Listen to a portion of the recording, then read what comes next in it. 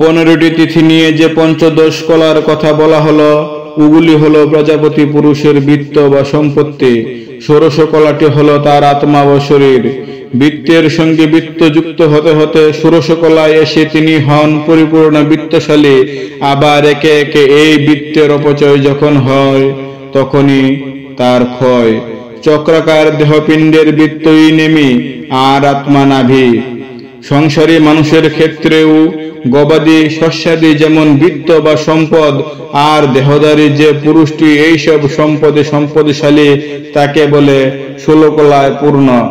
এখানেও বর্ধমান বৃত্ত তাকে পূর্ণ করে, ধর্মের ক্ষয়ও তাকে ক্ষয় করে। বৃত্তহীন হয়ে গেলেও পুরুষটি কিন্তু জীবিত থাকে, যেমন চাকার নেমি চলে গেলেও চাকা ঘুরতে পারে। তাই এই অবস্থায় কোনো মানুষকে বলে ইনি নেমিহীন হয়েছেন, অর্থাৎ বৃত্ত সম্পত্তিহীন হয়েছেন। স্বীকৃত 3টি লোক বা জগৎ: মনুষ্যলোক, পিতৃলোক আর দেবলোক। একমাত্র পুত্রকর্ম দিয়ে মনুষ্যলোক জয় করা যায়, অন্য কর্ম দিয়ে নয়। পিতৃলোক জয় একমাত্র কর্মের দ্বারাই সম্ভব, আর বিদ্যা ছাড়া দেবলোক জয় করা একেবারে অসম্ভব। এই 3টি লোকের মধ্যে দেবলোকই শ্রেষ্ঠ, আর সেই শ্রেষ্ঠ লোক বিদ্যা ছাড়া জয় করা যায় না বলে বিদ্যাই শ্রেষ্ঠ এবং প্রশংসনীয়। জীবনাবসান কালে পুত্রের প্রতি পিতার অনুশাসন। পুত্র দ্বারাই পিতা মনুষ্যলোক জয় করেন, কিন্তু কেমন ভাবে, এখানে তার আলোচনা করা হয়েছে।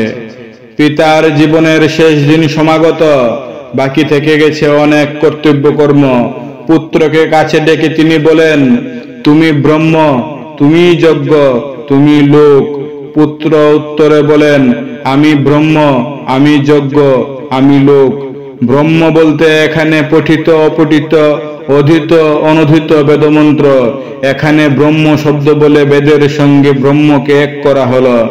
পুত্রকে বেদমন্ত্র পাঠের আদেশ দিয়ে তিনি তাকেও মন্ত্রের সঙ্গে এক করে নিজের উত্তরাধিকার দিলেন।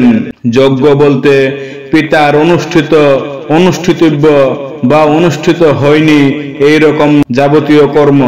কারণ কর্ম আর যজ্ঞ এক। পুত্রকেও যাবতীয় কর্মের ভার দিয়ে পিতা তাকেও যজ্ঞের সামিল করলেন, সেই সঙ্গে তার কর্ম যাতে করেন তার আদেশ দিলেন। আর লোক বলতে জগৎ।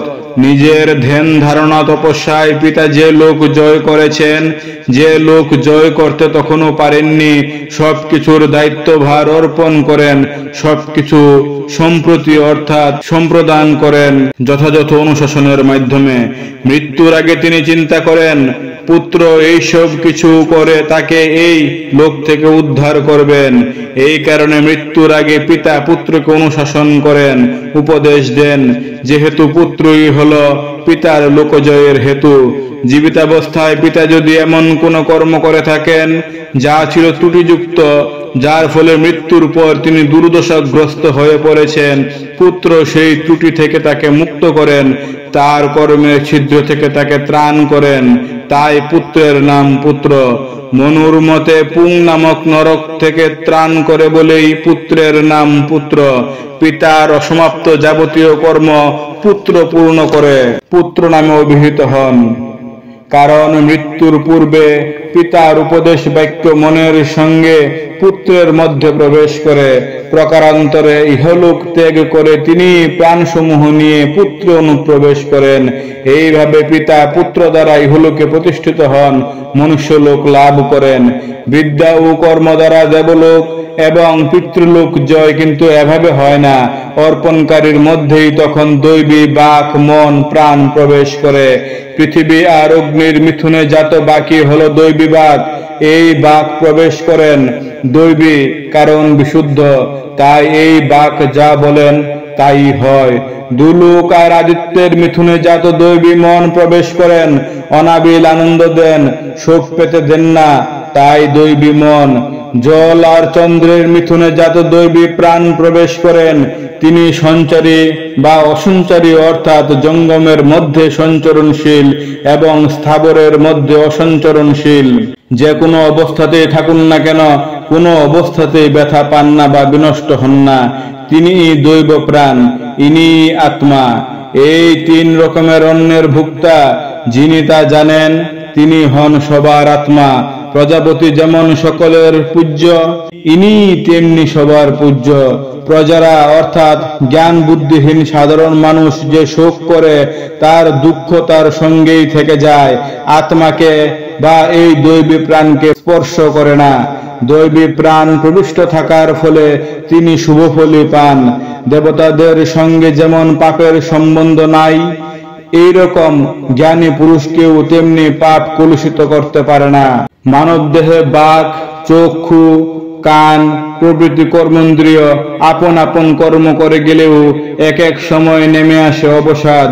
কর্মের উপর যবনিকা পড়ে কেন? তারা যে কাজ করে সেই কাজের মধ্যে কোথাও কি ফাঁক আছে? অবশ্যই আছে। ব্রত বা বরণীয় কর্মে তো অবসাদ নেই। অধ্যাত্ম দৃষ্টিতে এখানে তারই আলোচনা করা হয়েছে ব্রতমীমাংসা নামে। প্রজাপতি কর্ম সকল সৃষ্টি করলেন, অর্থাৎ কর্মমুখী ইন্দ্রিয়গুলিকে সৃষ্টি করলেন।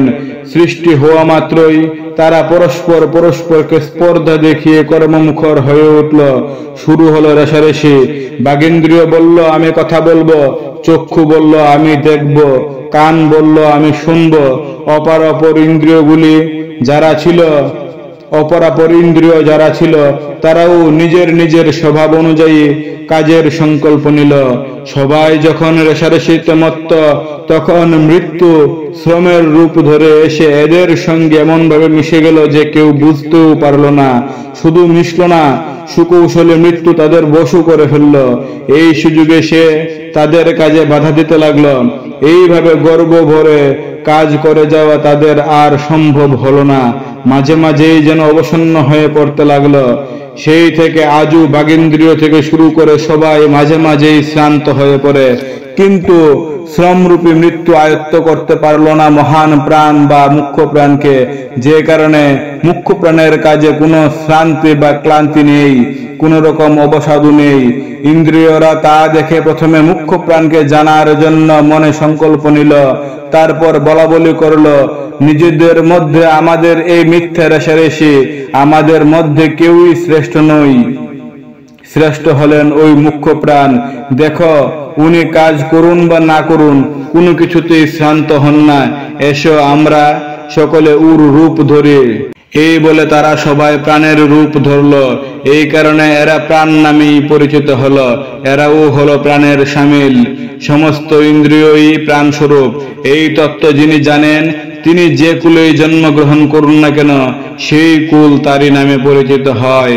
আর এই যে তত্ত্বজ্ঞের উপর বিদ্বেষ ভাব পোষণ করে সে ক্ষীণ হতে হতে শেষে মৃত্যু কবলিতই হয়। এবার অধিদৈবত আলোচনা করা হচ্ছে। অগ্নি ব্রত নিলেন আমি জ্বলব, আদিত্য ব্রত নিলেন আমি তাপ দেব, চন্দ্রমা বললেন আমি প্রভাযুক্ত হব। অপরাপর দেবতারাও আপন আপন শক্তির বিকাশের ব্রত নিলেন। কিন্তু এখানেও সেই বাগাদি ইন্দ্রিয়ের মতো ব্যাপার। ওখানে ইন্দ্রিয়দের মধ্যে যেমন মুখ্য প্রাণ, এখানে তেমনি বায়ু।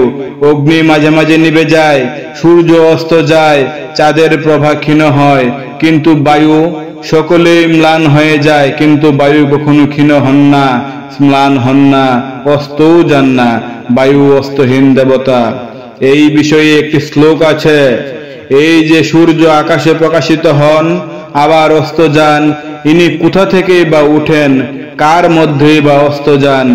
এর উত্তর হলো শরীরে যে অবিনাশী প্রাণরূপ বায়ু রয়েছেন তিনি সেখান থেকে চক্ষু স্বরূপে উঠেন। মানুষের তখন জাগ্রত অবস্থা।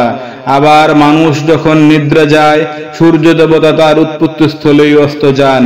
দেবতারা সেই প্রাণকেই ধর্মরূপে ধারণ করে আছেন।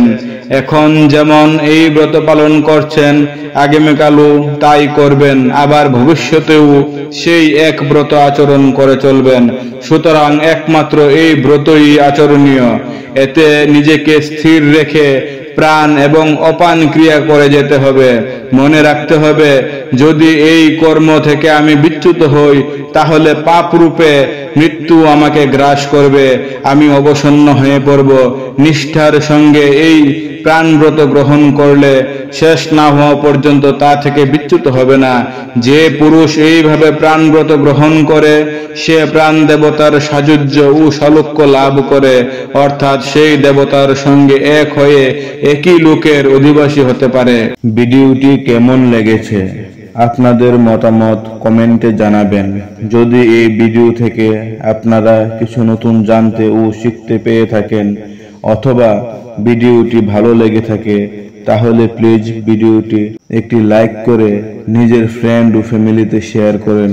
এই চ্যানেলে নতুন হলে চ্যানেলটি সাবস্ক্রাইব করে বেল আইকনটি প্রেস করে অল নোটিফিকেশন অপশনটি সিলেক্ট করুন। দেখা হবে অন্য কোনো নতুন ভিডিওতে। নমস্কার।